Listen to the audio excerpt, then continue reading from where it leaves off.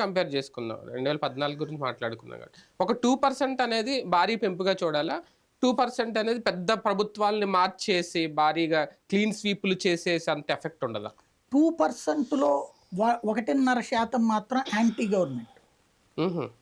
ఈ 2% పెరిగిన దాంట్లో. ఎందుకు అంటే క్రిందసారి ప్రభుత్వ ఉద్యోగుల ఓట్లు 2.5 లక్షల మంది వేశారు, మ్. ఈ దఫా 4 లక్షల మంది వేశారు. అదే 1.5%. అంటే ఖచ్చితంగా యాంటీ గవర్నమెంట్ యాంటీ ఓటింగ్ అని గవర్నమెంట్ అనుకోవాలి ఖచ్చితంగా. వాళ్ళు ప్రభుత్వం మీద తీవ్ర వ్యతిరేకత ఉన్నటువంటి ప్రభుత్వ ఉద్యోగులు వేసిన ఓటు అంటే వాళ్ళు కూడా కసితో బయటకు వచ్చేసారు ఖచ్చితంగా. అది యాంటీ ఇన్కంబెన్సీ అది ఖచ్చితంగా యాంటీ ఇన్కంబెన్సీ అవుతుంది. అది అంటే 1.5% అంతే అందులో కూడా ఒక 0.5% అయితే ఉమెన్ నుంచి పాజిటివ్ ఓటింగ్ అధికార పార్టీకి పాజిటివ్ ఓటింగ్.